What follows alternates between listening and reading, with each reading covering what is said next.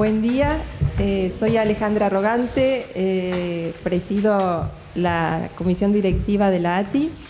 Les doy la bienvenida hoy nuevamente. Muy orgullosos y orgullosas de estar de nuevo acá con las séptimas jornadas de traducción editorial en el marco de la Feria del Libro, después de 2 años sin poder encontrarnos, ¿no? Todo esto es posible gracias a la incansable tarea de nuestra ex vicepresidenta Estela Consigli, que allá la tenemos, Estela, y de la Comisión de Traducción Editorial y Derechos de Autor y la Comisión de Lenguas Originarias y, por supuesto, de toda la comisión directiva. Una vez más, quiero nombrar a las y los colaboradores que ayudaron para que esto fuera posible: Alejandra Alejo, Silvana Borghi, Salomé Landívar, Luis Sella, Gina Andriosi, Soledad Prieto, Marcela Alonso, Federico Cristante, Daniela Bentancur por CD ambos, Paula Galíndez, Gabriela Saizar, Rocío Maure, María Fagerman por CD también, y por la Comisión de Lenguas Originarias Gabriel Torem, Carla Martínez, Débora Lofano y María Ana Biglino. También tuvimos 3 auspiciantes, grandes auspiciantes: la Fundación El Libro, el Ministerio de Cultura de la Nación y CADRA, además de estos otros muy importantes auspiciantes: el Programa Sur de la Cancillería Argentina, la Universidad de East Anglia y el British Center for Literary Translation. Acá tenemos a Cecilia, gran mentora, ya diría, de proyectos ATI. El UK Research, la Universidad de Manchester, el Arts and Humanities Research Council, el Foro Internacional de Autores, el Lenguas Vivas Fernández, la Alitral, que es la Alianza Iberoamericana para la Promoción de la Traducción Literaria, la Embajada de Canadá, el Instituto Camões de Lengua Portuguesa, Pro Helvecia, la Embajada Suiza en Argentina, Casa de Traductores Loren, la Université Lumière Lyon II y el Instituto Francés. Además de que corresponde nombrar a quienes nos auspician, es importante que los enumere porque significan o muestran el enorme esfuerzo de gestión que es todo esto, ¿no? El enorme esfuerzo de trabajo y de gestión cultural encabezado por Estela. Bueno, voy a presentarles a Gabriel, que va a moderar este panel. Gabriel, gran compañero, colega, es licenciado en Letras y se especializa en estudio de las lenguas minorizadas y las políticas lingüísticas. Integra el equipo de Migraciones y Políticas Lingüísticas del SIDAC en la UBA. Es integrante de la Comisión de Lenguas Originarias de la ATI, desde donde coordina la colección Etnodiscursividades en Lenguas Originarias. Es coautor de la versión quichua de Don Quijote Sancho. La voy a leer en castellano por respeto, porque no lo voy a pronunciar bien. Sentencias de Don Quijote y Sancho Panza en quichua santiagueño, y de Llana Suspura, vocabulario y acercamiento al quichua santiagueño. Es autor de la versión en quichua ñol del poemario de Yi Sang, A Vista de Cuervo, escrito originalmente en coreano, y traductor de Juntando lo que perdiendo se va. Bueno, con ustedes, Gabriel y el panel.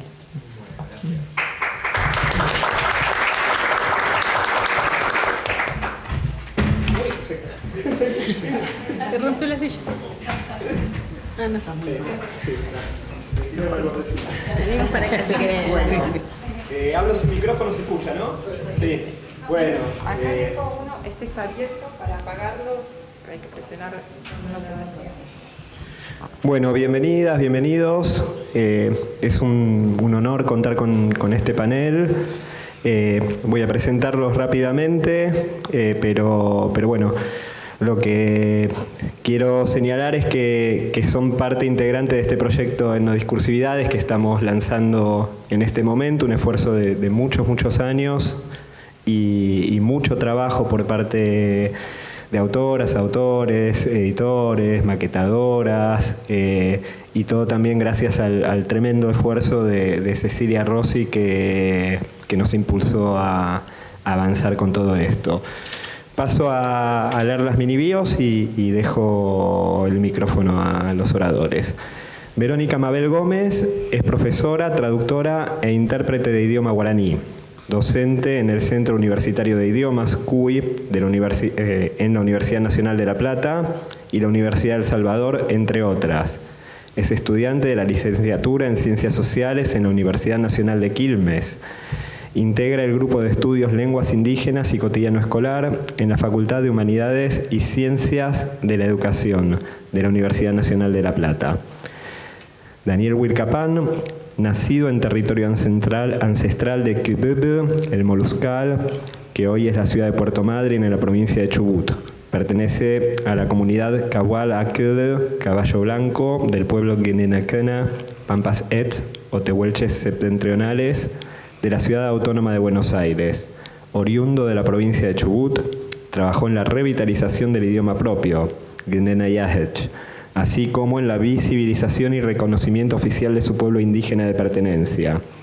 Activo militante indígena, se dedica a trabajar como traductor e intérprete en idiomas indígenas en el Centro Universitario de Idiomas, CUI, y luchador innato por los derechos de los pueblos indígenas, miembro fundador del Comité de Idiomas Indígenas del Centro PEN Argentina, miembro del comité organizador del Congreso Nacional de Lenguas Indígenas de 2019 en Cava y del Mapa de Idiomas Indígenas en el presente. Es escritor indígena, autor de los libros Hable Guinenayahech, Uyuyahech, La Voz del Viento, que es el libro que se presenta con esta colección, y Shiptun, El Eco. Y por último, Cecilia Rossi es profesora asociada de Literatura y Traducción en la Universidad de East Anglia, donde dirige la maestría en Traducción Literaria y además ejerce la función de vínculo profesional y de posgrado para el BCLT, Centro Británico para la Traducción Literaria. Su última traducción de la poesía de Alejandra Pizarnik al inglés, La Última Inocencia y Las Aventuras Perdidas, fue publicado por Ugly Duckling Press, Brooklyn, Estados Unidos, y fue finalista en el National Translation Awards de ALTA, la Asociación Estadounidense de Traductores Literarios, para el Premio de Poesía en 2020.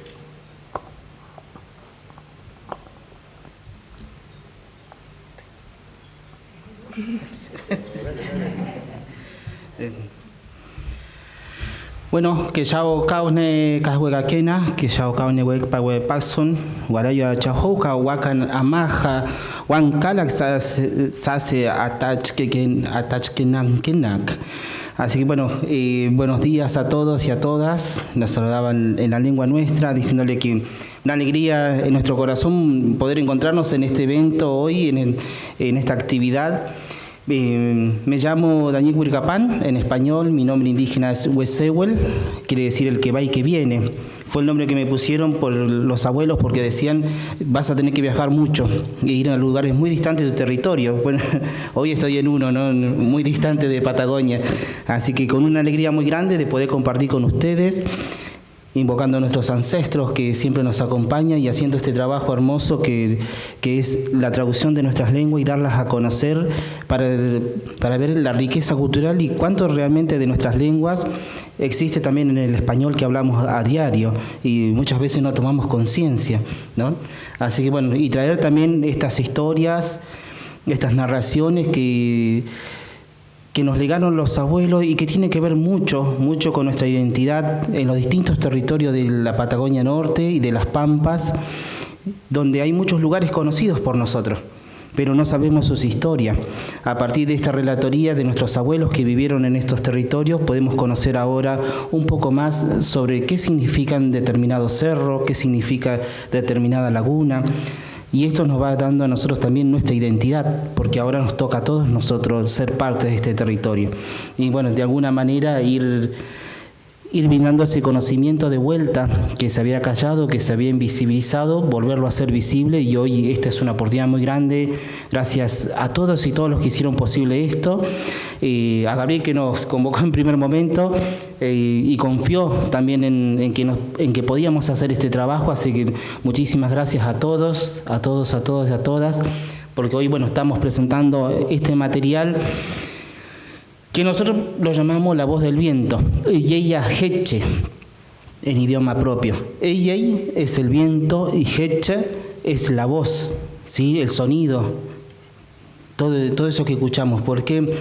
Porque consideramos a nuestra lengua como una lengua del viento, ¿sí? En nuestro hablar hay muchos sonidos que uno cuando lo escucha parece que fuera el viento de la Patagonia que está hablando. Sí, decimos y tenemos todos esos sonidos raros y difíciles que en el español no existen. Así que por eso se convierte también a veces difícil en su aprendizaje, porque bueno, son sonidos que comúnmente no existen. Y bueno, hoy los traemos aquí para poder compartirlos. Bueno, muchas gracias. Sí. Bueno, Verónica. ¿Nos presentamos? Dale. Bueno, ella va a pedir con Yeyelera Verónica. Aite, Aimebo Ape, Roheyauka Hanwa, Ore Erembiapo, Aite Penendive. Mi nombre es Verónica, como dijo Gabriel. Bueno, también muy contenta y muy agradecida por estar presentando este trabajo tan importante para nosotros y poder mostrar, como dijo Dani, un poco nuestra cultura, de nuestra lengua y que nuestras lenguas originarias tomen el protagonismo que se merecen, digamos, ¿no? Después de tantos años, tantos siglos de intentar desaparecer, acallar, ocultar nuestros idiomas originarios, ellos se resisten. Y bueno, nosotros hoy en día nos toca ser hoy los representantes en este trabajo, en estos libros, de escribir, de traducir en nuestros idiomas. Así que bueno, nada, en mi presentación, no sé cómo vamos a hacer, si hablamos de lo que pensábamos hablar o de nuestra... Habla de lo que pensás.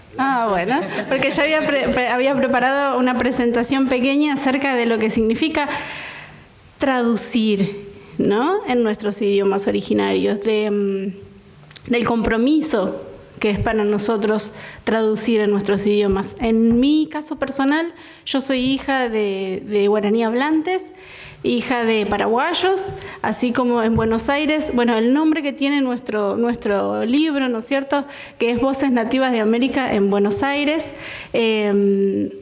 Justamente el idioma guaraní es un idioma que se escucha apenas uno sale acá a la vereda, sube a un transporte público.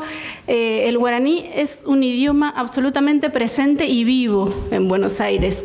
Y entonces me parece que también es una gran responsabilidad para mí, siendo hija de guaraní hablantes, siendo guaraní hablante también y habiendo aprendido el idioma en mi casa, pero en un lugar en donde el guaraní no es idioma oficial, ¿no es cierto? El guaraní se transforma en un idioma familiar para nosotros que está muy cercano a nuestros sentimientos, ¿no? Las cosas que nuestros padres nos dijeron, las peores o las mejores, fueron en nuestro idioma, en el idioma guaraní, así que son muy cercanas a nuestros sentimientos. A la vez también un poco contar que traducir al guaraní, el idioma guaraní que se habla en Buenos Aires, es un idioma que está muy mezclado con el castellano, porque convive hace 500 años con el castellano. Entonces, también es toda una decisión sentarse frente a la computadora y decir de qué manera uno va a traducir, ¿no es cierto? Porque también hay como una corriente que busca un guaraní más puro, ¿no? Entonces hay a veces como una disputa entre esas dos corrientes, entre el guaraní puro, guaraní eteyo y guaraní yopará. Entonces también sentarse frente a la computadora y decir de qué manera lo voy a traducir y de qué manera voy a decir estas palabras que quizás no están en nuestro cotidiano y que por ahí el guaraní hablante o la persona que habla en guaraní yopará suele decir, por ejemplo, guaranizar palabras como mesa y decimos mesá, por ejemplo, o al caballo le decimos caballú, ¿no? Y que también hay algunas palabras más modernas, podríamos decir, que las decimos en castellano, ¿no? Entonces, esa decisión no es fácil, ¿no? Ver para dónde uno va a agarrar cuando uno se sienta a traducir. En mi caso, yo decidí usar un guaraní como el que podríamos escuchar cuando salimos a la calle y escuchamos a los guaraní hablantes que están en Buenos Aires. Así que, bueno, nada, acá en mi presentación ahí la veo que está, si puedes pasarla, a ver si aparece. Ahí está esto, ¿no? El desafío de contar en nuestros idiomas, la necesidad, digamos, y el compromiso, ¿no? De contar, ahora sí, hablando más específicamente de los idiomas originarios, digamos, ¿no? Ahí si lo pasás, ahí está. ¿Qué implica traducir en nuestras lenguas? Bueno, el compromiso del que hablaba, ¿sí? Que hay muchas generaciones que no tuvieron la posibilidad de dejar testimonios escritos, ¿sí? El guaraní es un idioma eminentemente oral, como casi todas las lenguas originarias. Y entonces esta, digamos, costumbre, digamos, de escribir no era algo que estaba muy arraigado al idioma guaraní, y recién en los últimos 30, 40 años recién hay publicaciones en guaraní. También, bueno, esto de incentivar a quienes hablan nuestros idiomas a adquirir el hábito de la lectura, justamente por esta razón de no ser un idioma tan escrito ni leído, entonces es todo un desafío para nosotros que haya una publicación en nuestros idiomas, ¿no? Y la lectura y la escritura como herramienta más para conservar y revitalizar nuestras lenguas, ¿no? O sea, también mucha gente está recuperando sus idiomas y los textos también son una herramienta para ellos, ¿no? Yo soy profesora, enseño lengua y cultura guaraní, y creo que esa herramienta de la escritura y de la lectura que nuestros padres, que nuestros abuelos no tuvieron, ellos hablan el idioma pero no lo escriben ni lo leen, nosotros hoy podemos adquirir esta herramienta, ¿no? De poder leer y escribir. Es una herramienta más para aprender el idioma. Entonces, ¿por qué deberían haber más publicaciones en nuestras lenguas, ¿no? En primer lugar, porque es un derecho que tenemos todos los hablantes de tener la posibilidad de leer y escribir en nuestros idiomas.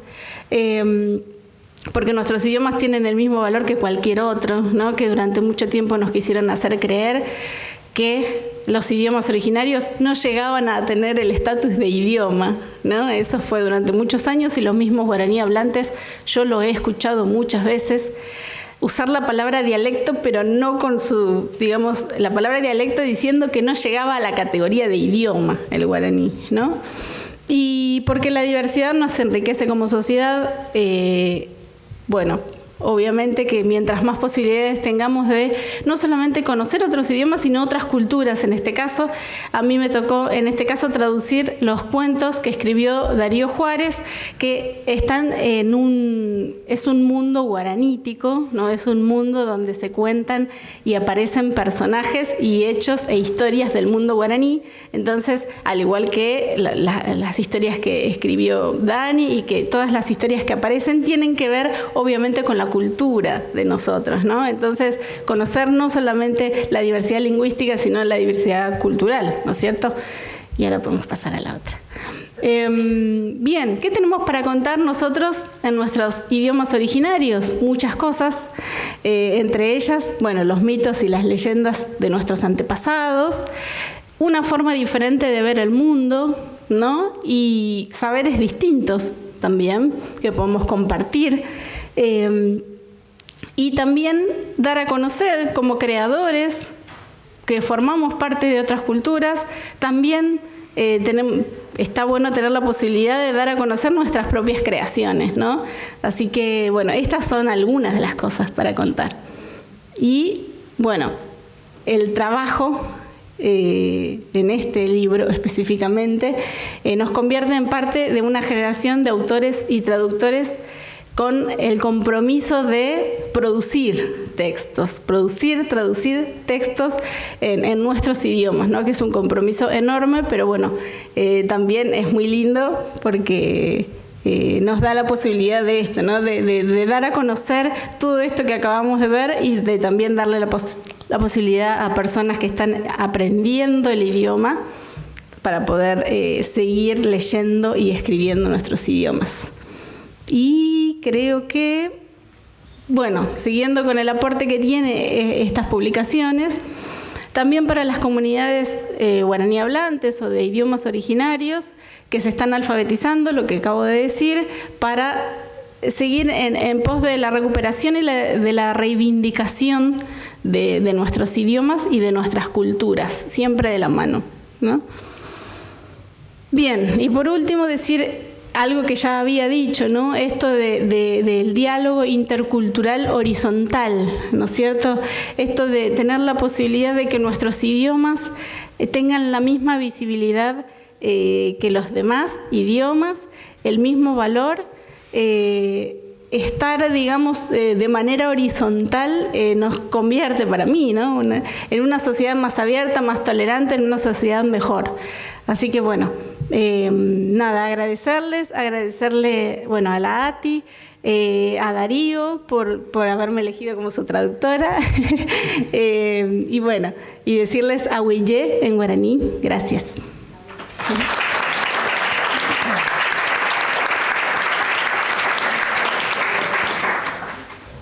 Bueno, me toca a mí. Bueno, muchísimas gracias por estar acá. Muchísimas gracias por la convocación, Gabriel, y por el trabajo de unos años ya que venimos haciendo. A lo mejor de mi lado un poco invisiblemente, pero bueno, estoy acá presente hoy y estoy muy contenta de estar acá. Yo quería empezar a decirles una cosita muy cortita acerca de mi función en este proyecto.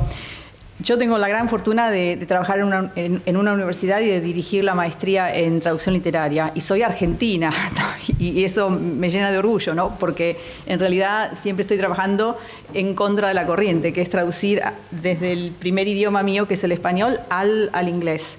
Y bueno, estoy en una posición de privilegio y una posición que me permite muchas cosas. Y una de las cosas que me permite es establecer un diálogo muy fluido y muy enriquecedor con mis alumnos de maestría. Muchos son alumnos que tienen mi edad, que vienen de hacer muchas cosas y quieren hacer traducción literaria y vienen y estudian y charlamos mucho, y una de las cosas que venimos trabajando es pensar en la traducción como algo, como temas. Traducción como escritura, traducción como proceso, como lectura, como palimpsesto. Y una de las cosas que venimos trabajando es la traducción como, decimos en inglés, life writing, como escritura de vida. Y vengo diciéndoles que una traducción siempre cuenta dos historias, ¿no? Está la historia del escritor y la historia que cuenta el texto, pero también está la traducción. La traducción tiene este cuento o esta historia invisible del traductor que se involucró con ese proyecto, que quiso aceptarlo, que quiso tomarlo, que quiso trabajarlo. Muchas veces es un proyecto de años. Por ejemplo, yo con Alejandra Pizarnik sigo traduciendo y ahora este verano me toca traducir un compilado de los diarios, así que imagínense. Ese es un proyecto mío de vida, dice mucho, pero también dice mucho de mí el estar participando en este proyecto desde mi lugar. Si quieren escuchar un poquito más de esto, sé que no está doblado, pero Susan Bernowski, una traductora excelente del alemán al inglés que trabaja en Estados Unidos, ella tiene una ponencia, traducción como storytelling, como contar historias. Y lo pueden ver en el canal de YouTube del Centro Británico para la Traducción Literaria. Es una ponencia cortita, pero habla justamente de que el traductor es como cuando nos sentábamos alrededor del fuego a contar historias, ¿no? El traductor cuenta la historia del otro haciendo todas las voces, todo, ¿no? Eso es, ¿no? Sentarnos alrededor del fuego a contar historias. Me encantó. Y entonces, bueno, también está la historia del traductor con los proyectos determinados en los cuales elige trabajar. Para mí, trabajar en este proyecto fue un poquito de casualidad, y a lo mejor no tan de casualidad. Me tengo que remontar al año 2019, cuando estuve acá trabajando en este otro proyecto, traducción y memoria, y estudiando un poco, investigando el tema de cómo se traducen textos de postdictadura, en el caso concreto de la literatura argentina y la literatura del Cono Sur. Entonces, presencié el panel donde se presentaba el proyecto de etnodiscursividades de la ATI en las jornadas, y Estela, me acuerdo, hizo un pedido de fondos, ¿no? en representación de la Comisión de Lenguas Originarias de la ATI. Dijo, a ver, si tienen fondos, si saben de alguien, avísenme. Y yo, justo antes de venir a Buenos Aires, en el 2019, había recibido un correo electrónico de RIN, R-I-N, que vendría a ser la Research and Innovation, ¿no? La parte internacional de investigaciones e innovación, que maneja todo el tema de, bueno, formularios o aplicaciones a fondos para investigar. Y decían que había fondos hasta 2.000 libras que había que solicitar y que se tenían que gastar hasta el 31 de julio del 2019. Y eso yo me acuerdo que te lo comenté a vos, Gabriel, después a Georgina Fraser, investigadora de la UNSAM, y les dije, hay un poquito de plata, vamos a pensar. Y cuando tuve la primera reunión ya llegada a mi universidad, la directora internacional de los proyectos me dice, no, vos tenés que pensar grande, ¿por qué no te presentás con un formulario y pedís hasta 25.000 libras te pueden dar? Y ahí surgió esto de pensar a ver cómo podíamos hacer para poner dos proyectos que se venían gestando con Georgina Fraser en la UNSAM, hacer el primer encuentro internacional de traductores e intérpretes de lenguas originarias y minorizadas, que eso ya venía gestándose, pero necesitaban una inyección de fondos. Y bueno, y también estaba el proyecto de la ATI, de traducir, de recopilar los textos, de traducirlos y publicarlos. Y bueno, así fue que surgió el proyecto que se llamó Trazando o Construyendo Puentes entre Comunidades, el rol de los traductores e intérpretes en el proceso de garantizar el derecho a la lengua de los hablantes de lenguas originarias y minoritarias en Latinoamérica. Eso es el título del proyecto. Y logramos hacer el primer encuentro en Bogotá con gente buenísima. Bueno, Georgina Fraser, también Salomé Landívar, que vino a hacer un taller de audiovisual. Y por el otro lado teníamos este proyecto con la ATI de etnodiscursividades. Ahora, yo en todo esto, en realidad, estaba guiada por un trabajo que ya venía gestándose con la Universidad de East Anglia. Tenemos Humanidades en India. Tenemos un consorcio de académicos en India que trabajan con nosotros y que siempre estamos pensando a ver cómo podemos colaborar. Y en el tema de la traducción esto se da mucho, porque el campo lingüístico de la India es complejísimo. Y venimos manejando el tema de, lo digo en inglés, Academic Social Responsibility, ¿no? ASR. Como académicos tenemos una responsabilidad social. Entonces, muchas veces pensamos, bueno, yo puedo hacer esto. Yo, por ejemplo, puedo solamente dedicarme a traducir a Pizarnik. Esa es mi investigación. Y después tengo ganas de escribir un diario sobre la traducción de un diario, ¿no? Y eso puede ser eso, simplemente. Entonces puedo hacer oídos ciegos a todo pedido de fondos, ¿no? Yo estoy con el Pizarnik. Pero cuando se dio esta posibilidad, dije, yo tengo acceso a estos fondos. Hay como una responsabilidad que kicks in, ¿no? Que te empieza a empujar y dice, no, ok, hay que trabajar para esto porque se puede canalizar ese dinero de un lugar donde está hacia el lugar donde se necesita. Ahora, lo particular de este proceso y de este proyecto fue que fue facilitado con fondos del gobierno británico para el desarrollo de países en desarrollo, digamos. El gobierno británico tenía una lista de países de acuerdo con el Producto Bruto Interno. Esto es muy cruel, ¿no? Pero bueno, entonces tienen la lista de los países de primera categoría, segunda, tercera. Bueno, Argentina estaba a veces que se movía de uno a otro, ¿no? Pero bueno, en definitiva, uno tenía para solicitar los fondos que el gobierno británico tenía destinado al desarrollo internacional, ¿no? Fondos prometidos, ¿no? De ellos siempre dicen, bueno, nosotros contribuimos con el desarrollo internacional y muestran, ¿no?, la cantidad de dinero que mandan y qué sé yo. Pero alguien tuvo una idea en el 2016, en vez de administrar esta plata, ¿por qué no se la damos a los investigadores en las universidades? Entonces, básicamente se creó un fondo que si vos probabas que tenías un proyecto que correspondía, que estaba en línea con los 17 Objetivos de Desarrollo Sustentable de las Naciones Unidas, te daban la plata. Y así se manejó este proyecto. Yo tuve que mirar en la página de web de las Naciones Unidas, y lo que me daba cuenta que en realidad con esos 17 objetivos, las lenguas están en todos. No se puede empezar a hablar de salud, de justicia, si no tenemos el financiamiento de las lenguas, si no hay escritura, si no hay comunicación, si no hay intérpretes y traductores. Entonces fue algo que quedaba muy claro, muy evidente. Y bueno, conseguimos los fondos y acá estamos.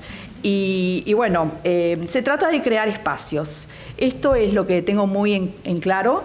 Nosotros con este proyecto hemos creado un espacio editorial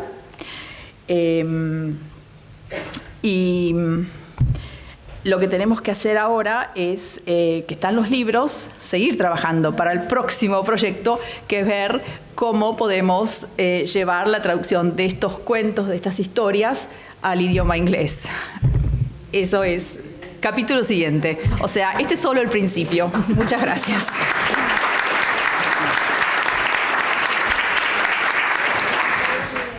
Bueno, muchas gracias a las oradoras y el orador, gracias a ustedes. Bueno, les cuento rápidamente, la colección lanza también el sello ATI, que es coeditor en todos los volúmenes, son 3 volúmenes. Uno de ellos es Voces Nativas de América en Buenos Aires, que es que contiene los cuentos de Darío Juárez, Vitu Barraza y Sonia Alcócer, los de Darío traducidos al guaraní por Verónica. Sonia Alcócer escribió en quechua, cochabambino, y Vitu Barraza en quichua santiagueño. La Voz del Viento, que es el libro que presentó Daniel Huilcapán. Y mañana en el Paco Urondo, a las 7:30 de la tarde, en la calle 25 de Mayo 201 o 215, según por donde se ingrese, se termina de presentar la colección con Ancho y Chuspi, que es un compilado de cuentos y poemas de Héctor Corocho Tevez en quichua santiagueño, donde vamos a contar también, además de las presentaciones y la parte académica, con la música del propio Vitu Barraza y de Sonia Alcócer, que va a cantar, nos va a deleitar con sus canciones en quechua acompañada por el grupo AINI. Así que bueno, muchas gracias a todo el mundo.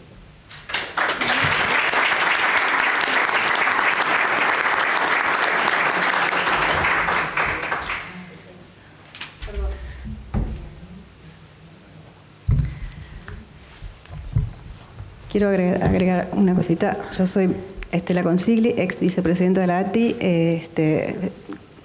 Este proyecto estuve al comienzo acompañando a Gabriela, a Cecilia, a todos. Estoy muy emocionada por este lanzamiento que tenemos especial, no solo del sello de la ATI, sino de 3 obras bilingües con lenguas originarias, que es un sueño largamente acuñado. Y quería agregar simplemente que, bueno, que la ATI esto lo logró también gracias al convenio con 3 editoriales universitarias, de quien tenemos uno de los representantes acá, Gerardo Tazara, por la Unicen, la editorial de la Universidad del Centro, de la provincia de Buenos Aires, también con el Departamento de Publicaciones de la Universidad de Buenos Aires, de la Facultad de Filosofía y Letras, y con EDUNCE, que es la editorial de la Universidad de Santiago del Estero. O sea, cada uno de estos libros fue con la ayuda de ellos y es fundamental ese acuerdo. Así que bueno, estoy muy emocionada. Muchas gracias a los autores, traductores, a Cecilia, a Gabriel, director del proyecto, que se ha dado su alma con esto también. Bueno, gracias.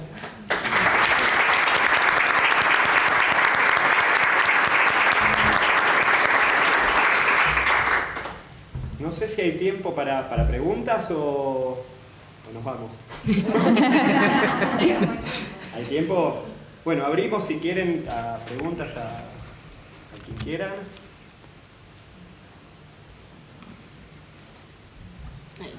Martín.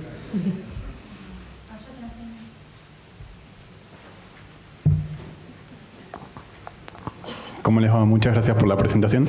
Soy Martín. Quería preguntarles en general, sí, como pregunta abierta, ¿qué dificultades encontraron a la hora de traducir? No sé quién empieza, yo. Bueno, a mí me tocó traducir los cuentos de Darío. Para traducir en idioma guaraní siempre encontramos esta dificultad de la que yo hablé un poquito, que es las 2 corrientes existentes hoy en día acerca de un guaraní puro y un guaraní yopará, ¿no? El guaraní yopará toma muchas palabras prestadas del castellano, ¿no? Entonces, por ejemplo, si voy a decir, no sé, me voy a ir al aeropuerto, ajata aeropuerto pe. Entonces la palabra aeropuerto la voy a decir en castellano. El guaraní puro lo que busca es encontrar una palabra, un neologismo para esa palabra aeropuerto. Entonces, para mí no fue demasiado un dilema eso, porque yo me había decidido a que ese texto fuera entendido por cualquier hablante del guaraní Yopará, que es el guaraní más popular. El 90%, 95% de los guaraní hablantes hablan en guaraní Yopará. Entonces, pero igual hay algunas palabras que son usadas en guaraní, pero a la vez son usadas a veces en castellano. Algunos verbos como escribir, por ejemplo, ¿no? La palabra escribir es una palabra que tiene un neologismo y que se está incorporando cada vez más dentro del guaraní, de los guaraní hablantes, pero a la vez hay guaraní hablantes que dice ya escribí, ¿no? Ascribita, ascribicuá, o sea, tienen el verbo escribir todavía, lo usan en castellano o en yopará. Y hay mucha gente también guaraní hablante que dice ya ahí. Entonces, ahí cuando aparecen esos tipos de palabras que tenemos dos versiones, ahí es donde para mí aparece una dificultad o tomar una decisión, ¿no? Decir, bueno, ¿cómo? Porque a veces uno no tiene la real dimensión de cuánta gente lo usa, ¿no? O sea, uno se guía por su entorno, porque tiene la posibilidad de escuchar mucha gente guaraní hablante, pero no sabes en realidad cuánta gente usaría ahí y cuánta gente usaría escribir. Entonces, bueno, a veces hay decisiones que uno tiene que tomarlas y decir, bueno, tomo esta porque se usa también, digamos, en la escritura. Nosotros leemos lo que podamos, lo que aparece en guaraní, lo leemos, las traducciones, y en base a eso también tomamos nuestras decisiones. Pero esa es una de las dificultades que aparecen. Pero hay muchas dificultades de cómo contar también algunas frases, de pasarlas del castellano al guaraní, pero creo que a todos los traductores le debe pasar eso. Pero bueno, lo del guaraní específicamente podría ser eso. ¿Puedo decir algo con respecto a lo que estás comentando, Verónica? Porque lo que vos estabas hablando en tu presentación sobre los rangos de los idiomas, ¿no? De que un idioma es igual que otro idioma. Lo que estás diciendo vos es algo que se viene charlando y discutiendo en Gran Bretaña, por ejemplo, con los idiomas como el galés.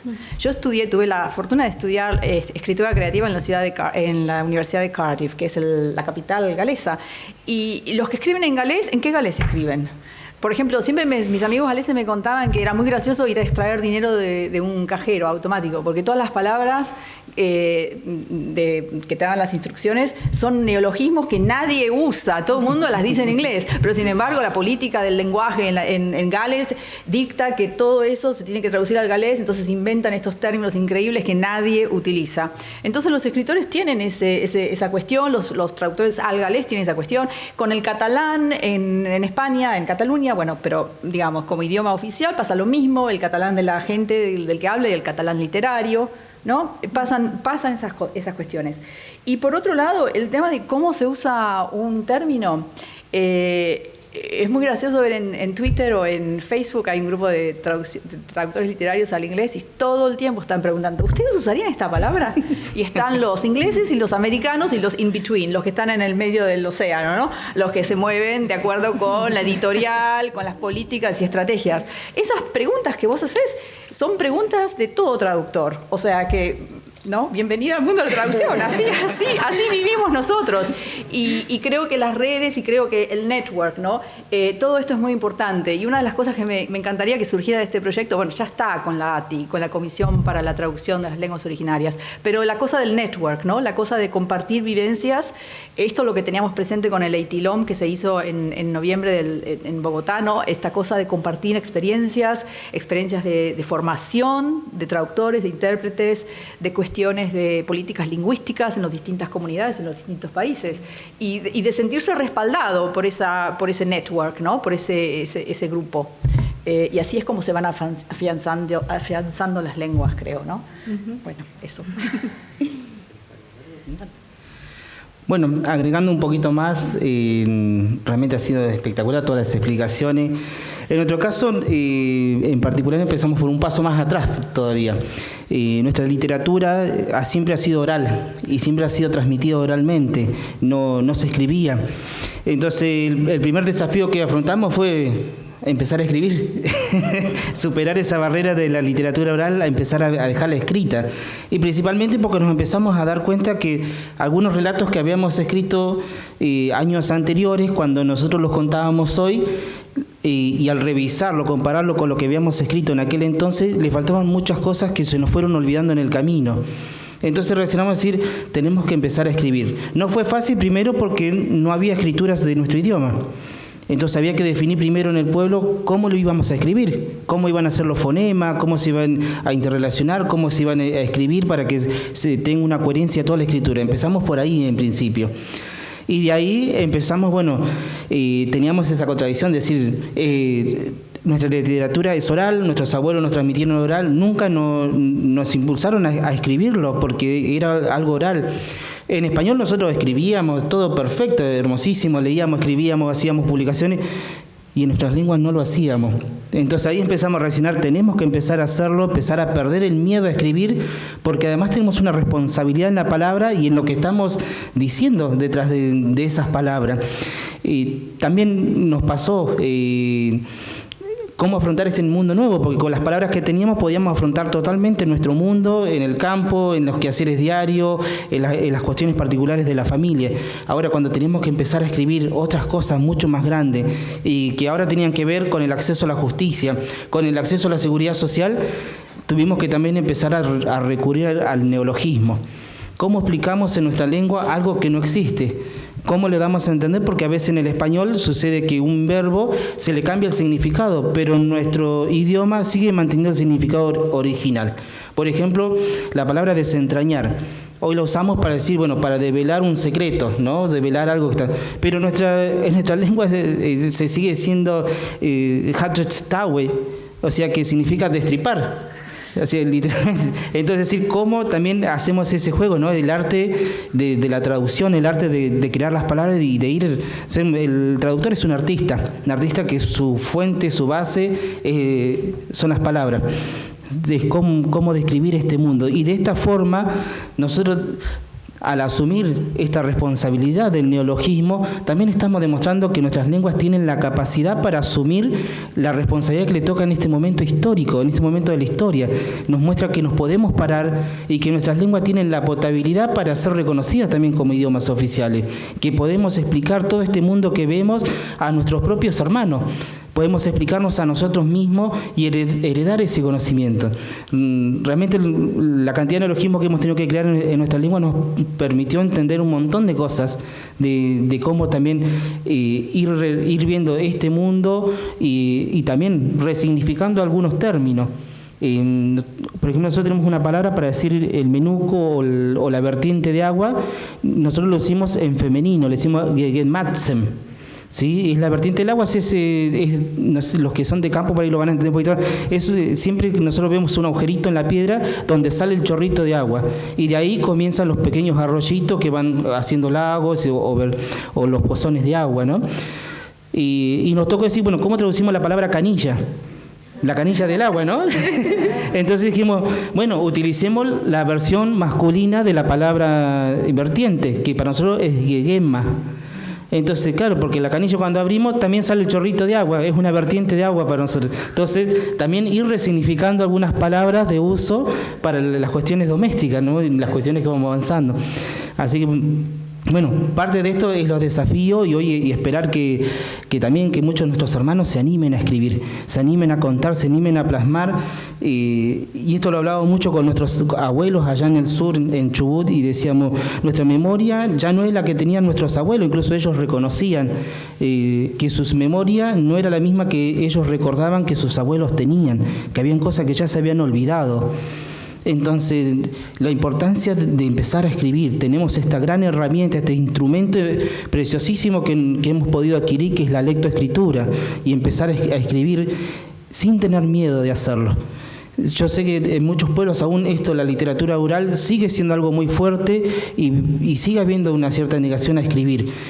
Animarlos a que en realidad no, es una herramienta en la cual podemos preservar mucho más todo lo que hemos aprendido de nuestros viejos.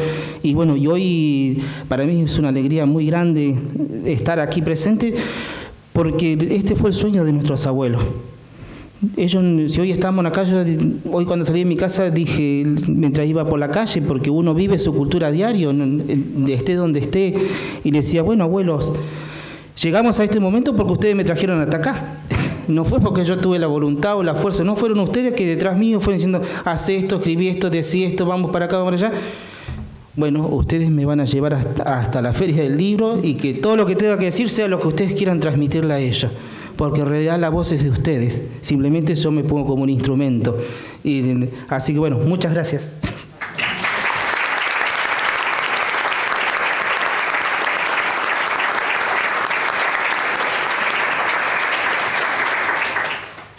Bueno, ¿queda tiempo para alguna pregunta más? ¿Alguien tiene alguna pregunta más? Quedamos muy emocionados. Sí. A mí me quedó esto de la vertiente de agua y el origen metafórico de todo el lenguaje, de todas las palabras, ¿no? Cómo se va traspasando y cómo el lenguaje contiene el pueblo, ¿no? Es el lugar donde el pueblo vive. Increíble. Bueno, entonces sí, muchas gracias al panel y bueno, esperamos a quienes puedan estar mañana en el Paco Uroto.